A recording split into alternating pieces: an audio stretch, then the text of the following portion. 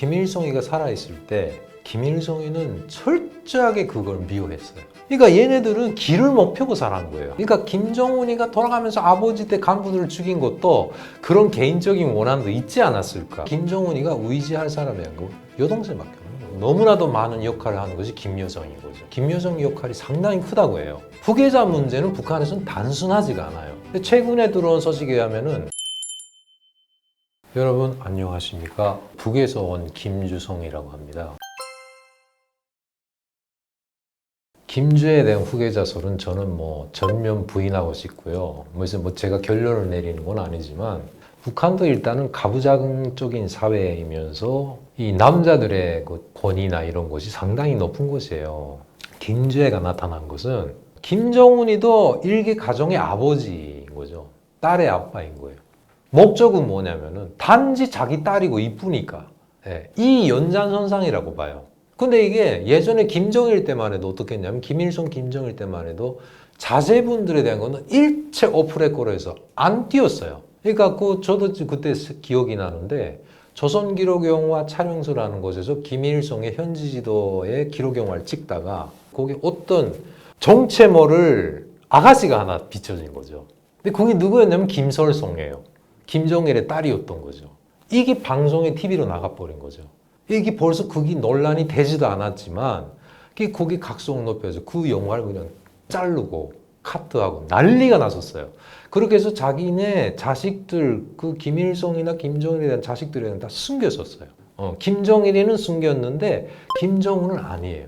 그러니까 그것도 역시 선대하고 자기는 뭔가 다르다는 면을 보이고 그로 인해서 나도 아빠입니다. 가정의 아버지입니다. 뭔가 그런 이미지를 심어주자고 한 거일 수도 있고 정말 후계자를 했다면은 공개 안 해요. 그러니까 감추는 원인이 뭐냐면 그들의 신변 때문에도 그럴 수 있단 말이죠. 말은 김정은의 아들이다. 김정은이가 이렇게 해외 나가 있다. 누군가가 납치할 수도 있단 말이죠. 그래서 제가 볼 때는 후계자가 될 수가 없다. 아들이 있다 없다는 거는 그건 누구도 모르는 건데 외교관 출신 분한테 피뜩 듣자니까 김주애가 장녀고 그 아래 아들이 있다라는 소문 정도만 안다는 거예요. 그러니까 분명 있을 거예요. 근데 너무 어려요 지금. 아마 느끼셨을 테지만 김정일이는 공식 후계자로서 그 언론에 나오고 뭐하고 해서 이렇게 된 것이 60년대 중반부터 체계적으로 계속 그냥 이어진 거거든요. 근데 김정은 같은 경우는 김정일이가 급사를 하는 바람에 그 준비가 안 된 상태에서 김정은이에요. 후계자 문제는 북한에서는 단순하지가 않아요. 그 후계자라는 거를 인지를 시켜서 주민들한테 다시 이걸 우상화 교육을 하자면 교재가 있어야 돼요. 김정은 교재가 없었어요. 근데 최근에 들어온 소식에 의하면은 북한의 위대성 교양이라는 걸 주민들한테 항지적으로 주입을 하거든요. 그 위대성 교양이 뭐냐면은 김일성이는 어떤 분이신가, 김정일은 어떤 분이신가 이런 거를 그 유년기 때부터 청소년 시절부터 다 이렇게 주입을 주는 그런 교육이 있어요.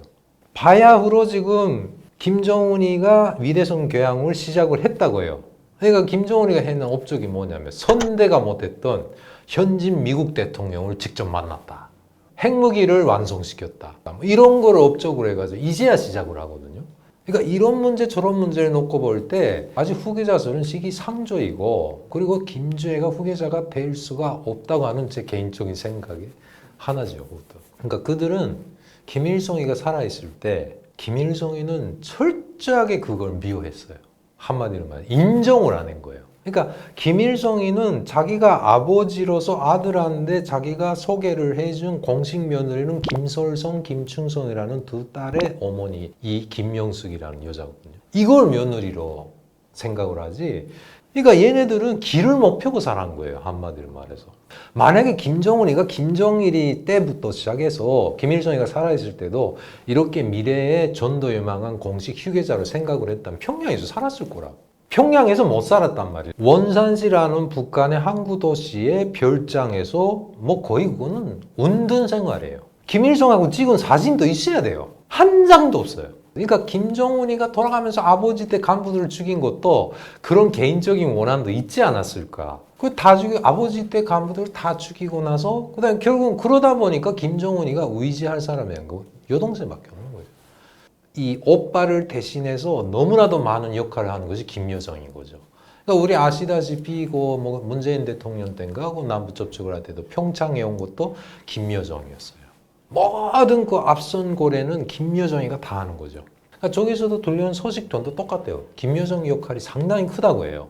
그렇다고 해서 김여정이가 후계자가 된다는 거는 좀 거리가 먼 이야기고 아직도 여자가 북한에서 정권을 진다는 걸 생각할 수 없지 않을까라는 생각입니다. 후계자가 없어요. 제가 볼 때는. 뭐 김정철이도 안 돼. 뭐 병약하고 뭐하고 소문에 가면 그런데 나서기 싫어하는 뭐 그런 웃는 형이라고도 해요. 김정일의 이북 동생들이 있어요. 김평일이라든가. 근데 이 사람들도 가만히 놓고 보면 이제 나이가 꽤 먹었어요. 그 다음에 없어요. 예, 근데 제 희망사항은 뭐냐면은 북한에서 또 하나의 세력이라고는 말은 못하지만 무시 못할 그런 집단이 있는 것이 바로 북한에서도 공적이 있다고 하는 항일 투사들의 계열이에요. 뭐 우리가 항일을 할 때 중국이나 연해주, 러시아에서 활동을 했던 그때 투사들이라는 것이 결국은 어찌 보면 김일성보다 공로가 더 큰 사람이거든요. 네, 그때부터 이 투사에 대한 거는 북한도 절대 무시를 못해요.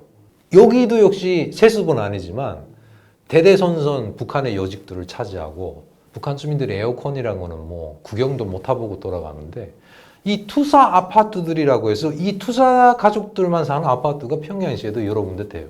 거기는 대놓고 실내기가 보이는 아파트라니까. 그렇게 특권을 누리고 있는 세력이 있어요. 이 항일 투사들이라는 게 소련파, 중공파 이렇게 두 패로 갈려 있다가 북한에서는 중공파가 이겨서 러시아파, 연해주에서 활동했던 사람들은 80년대 김일성이가 다 내보냈거든요. 그러니까 이 사람들은 어찌 보면 뒤에 백이 중국이에요. 그러니까 북한이 지금까지 정말 그 서푼짜리도 안 되는 그런 제도가 유지되는 또 하나의 다른 원인이 외적인 요인인 거죠. 중국과 러시아가 있으니까 붙어 있으니까 유지가 되는 거죠. 그러니까 그런 입장에서 볼 때 김정은이도 대놓고 야 너희 투사들 나가 이렇게 못해요. 급변 사태가 일어났다. 김정은이가 급사했다 어쨌다. 북한의 헌법상 원래 거기 정상적인 국가라고 볼 때 조선노동당이 최고 권력기관이 아니라 최고인민회의라는 것이 최고 권력기관이에요. 우리로 말하면 국회거든요, 그게. 김정은이가 죽고 나면 조선노동당이라는 조직은 유명무실해지는 거죠. 그 다음에 정상적으로 볼 때 국가로서 기능을 한다면 최고인민회의가 모든 걸 거머쥐게 되는 거지. 그러니까 그렇게 제도적인 변화가 있을지 누구도 모르는데 저는 그게 희망사항입니다. 그렇게 되면 세습은 끝나고 또 다른 북한이 생길 텐데 이것이 과연 뭐 중국식으로 1대1로 정책, 신식 사회주의라고 하는 그런 자본주의가 된 그런 쪽으로 갈 것인지 아니면 베트남처럼 도이모이 정책처럼 갈 것인지 그거는 그때 가서 두고 봐야 하는 일이죠. 김정일 때도 이민위천이라는 말을 했어요. 인민은 하늘이다. 이런 이야기, 뭐 실제 그 양반이 그렇게 말했는지 모르겠는데 인민은 나의 스승이다. 한쪽으로는 그렇게 많이 굶어 죽여놓고 김정은은 또 뭐냐면 애민이라는 말을 많이 써요. 내가 너희들을 제일 사랑한다. 근데 이게 애민 정책이라고 일종의 이걸 슬로건으로 한 거는 김일성이 때가 또 그랬단 말이죠. 근데 그 김일성이는 엄청 많이 주민들을 만났어요. 그걸 따라 하는 거죠. 그러니까 아버지는 간부들만 상대적으로 해서 뭐 파티 정치 이런 별명이 붙을 정도로 간부들만 자꾸 챙기니까 직접적으로 김정일이가 인민들을 만나는 게 없었어요, 거의. 근데 김정은이는 할아버지 따라서 똑같이 그렇게 해서 직접적으로 자기의 그런 애정이나 뭐 일종의 퍼포먼스를 인민들, 북한 주민들한테 한 거예요. 이게 특이한 점이죠. 이게 김정일하고의 차이인 거죠. 과연 김정은은 뭘 생각하고 있을까? 근데 처음부터 유별나게 티가 난 게 뭐냐면은 할아버지의 코스프레인 거예요. 생긴 것부터 시작해서 헤어스타일부터 시작해서 그 다음에 옷차림도면은 김일성이가 이미 전에 60년도 입었던 그런 옷차림, 뭐 인민복을 입고 나오질 않나. 그러니까 김일성이가 마치도 북한 주민들 사이에서는 가장 뭐 쉽게 말하면 인기가 높았기 때문에 이게 재림한 것처럼 보이려는 그런 코스프레였단 말이죠. 김정은이가 그런 식으로 코스프레를 하면서 이 양반이 과연 노리는 건 뭐냐니까 이게 지금 북한이라는 것이요. 나라로 인정 못 받는 원인 중에 중요한 원인이 뭐냐면 국가 주석이 없어요. 김정일 때부터. 김일성이 때는 국가주석 김일성이었거든요. 한마디로 해서 대통령이 있었는데 김정일 때부터는 없어요. 왜 안 할까요? 못하는 거예요. 거기 가서 그런 거덜이 난 나라에서 누가 대통령 하겠습니까? 준비가 안 된 거죠. 김정은이는 무조건 그걸 해야 돼. 그걸 안 하기 때문에 국제사회에서도 자기에 대한 인지도라든가 그런 여러 가지 여건이 안 되는 거죠, 형성이.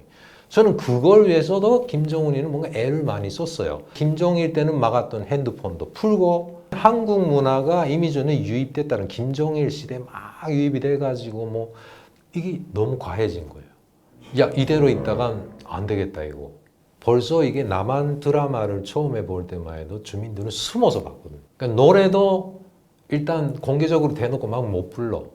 그러던 게 내가 탈북할 때 2008년도인데 2008년도 그 시점에 와서는 어떤 현상? 김광석이 예를 들면 이등병의 노래인가 상등병의 노래인가? 그 노래가 고등학교 졸업하고 군대 가잖아요. 군에 갈 때 얘네들이 부대에 열차 타고 떠나면서 그 노래를 부르는 거예요, 집체적으로. 근데 사람들이 그게 한국 김광석 씨의 노래라는 걸 몰라요. 그 정도로 보급이 됐다가 후에 그게 발각이 돼서 그 노래 부르지 마라 어째라 막 이랬거든요. 그러니까 이런 것들이 김정은 시대에 와서 너무 농후해지고 이게 어찌 보면은 북한 젊은 청년들의 의식을 바꿀 수 있다고 위협을 느낀 거예요. 예전에는 이런 걸 보는 데 대해서는 그 노동당이 책임져서 민법이나 형법에 의해서 처리를 안 했어요. 통상 범죄 그 전과로는 안 됐었어요. 근데 이번에 김정은이가 내놓은 청소년 특별교양법인지 뭔지 이거는 민법이나 형법으로 다르게끔 한 거예요. 그러니까 이제 남한 TV 보다가도 이제 재판을 받고 형을 받아. 그럼 무조건 가야 돼요. 교도소로. 북한에서 가장 심각한 것이 전력 문제예요. 전력이 없으니까 결국은 수돗물도 없어지는 거고 북한의 전력 생산의 기본 핵심은 뭐냐면은 수력이 아니라 화력이에요, 역시. 제가 알기로는 평양 화력하고 그다음에 그 북창이라는 곳인데 북창 화력 발전소. 근데 이게 발전소 자체가 이게 몽땅 따고 예전에 일제 강점기 때 만들어진 곳이라 몽땅 따 이게 그 노후가 돼가지고 능력이 안 나는 거죠. 그러니까 북한 자체도 결국 전기의 수요는 많은데 생산량은 작지. 똑같이 우리와 같은 전격 전압이 220V예요. 근데 이것이 전압이 전상 전압을 그 보상을 할 수가 없는 거예요. 전압을 재보면은 40V가 들어와요. 그러니까 이 40V의 전기 가지고는 아무것도 못 하는 거지. TV도 못 봐요. 안 켜지니까. 그래서 북한의 가정집에는 뭐 벌써 80년대부터 승합 변압기라고 해서 그걸 매 가정마다 넣고 강압적으로 전압을 올리기 시작한 거예요. 전선줄에 부하가 가서 전선줄이 셔트 해가지고 그냥 끊기고. 막 이런 식의 그냥 악순환에 계속 악순환이니까 제 기억에는 고난의 행군이라고 해서 집단화사 사태를 겪으면서 세상에나 물이 없으니까 우물을 파기 시작한 거예요. 사방에서 우물을 파기 시작해요. 물이 없으니까 어쩔 수 없잖아요. 현재까지도 똑같답니다. 그러니까 물과 전기 자체도 해결 안 되기 때문에 기초적인 주민들의 일상생활이 열악할 수밖에 없는 거죠. 이미 전에 북한이라는 사회는요, 80년대, 94년도 김일성이가 죽기 전까지만 해도 그나마 사회주의 계획 경제 제도하에서 식량 공급을 하고 있었을 때거든요. 1인당 하루에 직장에 다니는 사람들은 700g이고, 그 다음에 학생들은 뭐 500g, 600g, 학년수에 따라서 다르고, 그 애기들은 신생아들은 100g. 정확하게 말씀드리면 식량 배급이 정상적으로 이루어진다고 할 때도 북한 주민들은 항시 배가 고팠어요. 북한은 아시다시피 뭐 세뇌 교육을 오랫동안 했기 때문에 일종의 뭐 이게 종교에 비교해서 될지 모르겠지만은 김씨에 대한 신격화하고 있단 말이죠. 근데 가장 신격화된 인물이 김일성이었어요. 네, 그러니까 주민들은 자기네는 못 먹고 참새 눈물만한 그런 배급을 받으면서도 감사해 했단 말이죠. 호화로운 생활을 하고 있다는 거 같은데 그게 응당한 걸로 알고 있었어요. 신이기 때문에. 이 기존 세대들은 이미 전에 비교가 된 거예요. 비교가 됐어요. 답은 나왔어요. 이거 기대할 게 못 된다. 한마디로 말해서 김일성이가 죽었을 때 김정일에 대한 기대치가 없었을까요? 있었어요. 이젠 바뀔 것이다. 바뀔 줄 알았더니 더한 거예요. 지금 최근에 보면 그 아빠 엄마 세대는 김정일 때가 나았다. 김일성이 때는 뭐 우리 할아버지 뻘 되는 분들, 그러니까 일제 강점기 때 사셨던 세대들은 야. 일제 때가 더 좋았어. 이런 이야기를 하시는 거예요. 북한 주민들은 통상 그 위에 앉아 있는 김씨 패밀리에 대한 불만을 그대로 표현을 못 하잖아요. 그러니까 그 화살이 어디로 가냐면 꼭 지배층들, 간부들한테 가는 거예요. 실제 간부들이 잘 살았으니까. 결국 그 간부를 김정은이가 돌아가면서 다 죽이니까, 야, 우리 김정은 동지는 좀 다른가? 등장부터 무슨 뭐 미키마우스 등장시키지, 미국 영화 로키에 실베스타 스텔론의 그 영화 주제가가 나오지 뭐하지 하니까, 와, 우리 젊은 지도자는 다른가 보다 했는데 역시 그것도 아니에요. 김정은 정권에 대한 이야기, 그 북한 주민들에 대한 실생활에 대한 이야기, 좀 나름대로 제 나름대로 해석을 해서 질문에 답변을 드렸는데 어떠셨는지요? 좋은 영상이었다, 아 이거 재밌다 하게 되면 구독과 좋아요 눌러주시고 많이 이뻐해 주십시오. 김주성이었습니다.